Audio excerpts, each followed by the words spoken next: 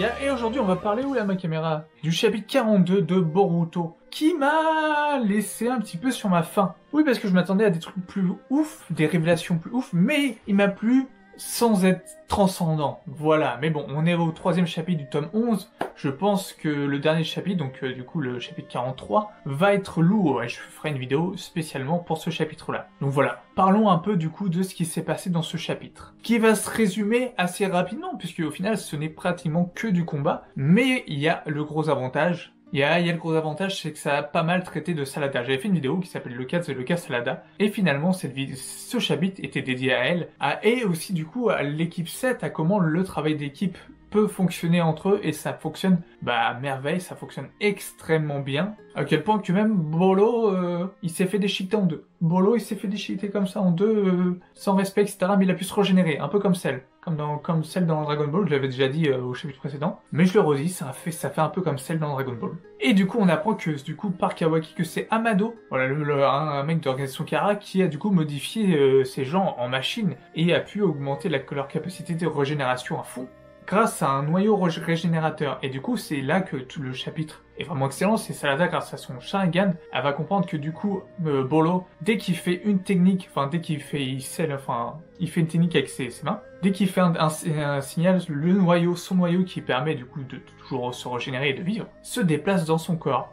Et à chaque fois qu'il fait ça, ça permet de faire bouger son noyau. Et Salada voit ça avec son Sharingan, et grâce à ça, elle arrive à utiliser le Chidori, et du coup à vaincre potentiellement Bolo. Je dis potentiellement parce qu'on ne sait pas, le chapitre se finit là-dessus. Et donc voilà, j'ai résumé le chapitre. Le chapitre, il s'est passé comme ça. Si, il y a eu un petit moment de dialogue entre Bolo et Kawaki qui dit que Kawaki reviendra avec Bolo, parce que Bolo, il veut qu'il revienne avec lui, et que du coup, il le rééduquera, on va dire comme ça, en reprenant les bases à zéro. Mais c'était un chapitre sympa, mais pas transcendant.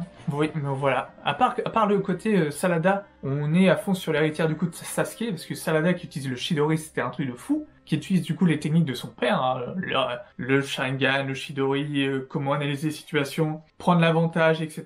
Tout cet aspect technique et tactique, c'était très très cool de revoir ça du coup dans ce chapitre-là.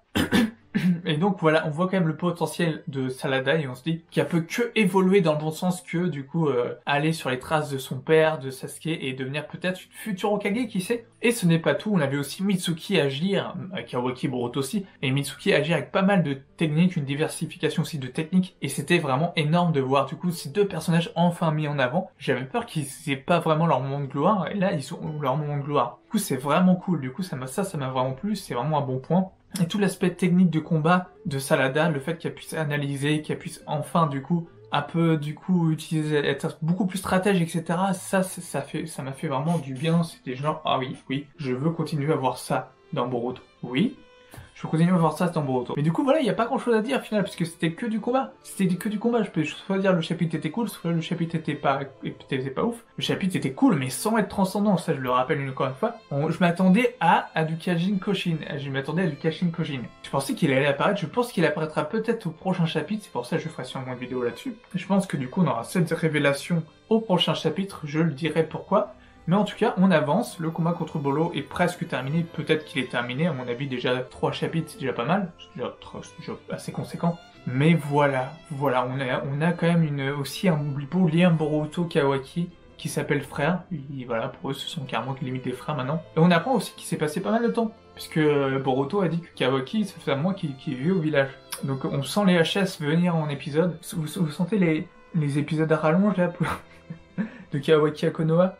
Oui, moi je sens les 60 épisodes à venir en HS une fois qu'on aura Kawaki à Konoha. Mais voilà, c'était un chapitre intéressant, oui, voilà, je me répète, voilà, j'ai fait l'essentiel, j'ai cadré. Du coup, Salada, c'est vraiment l'héritière de Sasuke, et ça se voit, et ça fait plaisir. Voilà, parce que je disais que Salada est un bon personnage, c'est un personnage féminin intéressant et fort, et on voulait la voir vraiment en action, et là on l'a vu en action. J'espère que du coup elle aura vraiment éliminé Bolo, et que du coup la menace sera terminée. Mais si Bolo est mort, il faudra qu'ils voient comment ils font pour décéder Naruto. Parce qu'il y a toujours le problème de l'Hokage qui est scellé, et le problème de Jigen, et le problème de toute l'organisation Kara, le problème peut-être une future guerre Otsutsuki versus la Terre, tu vois. Bref, ça peut aller très très très loin, ce truc, mais ça peut être énorme, Il y a pas mal de choses encore à exploiter, et j'ai hâte de voir où ça peut aller, où ça va aller. Et voilà, j'espère que le prochain chapitre sera riche en révélations. Je l'espère et je pense qu'il sera riche en révélations. Et voilà, en tout cas moi j'ai kiffé. Dis-moi toi si t'as kiffé ou pas le chapitre, qu'est-ce que t'as préféré dedans, quel est ton passage que t'as préféré, etc.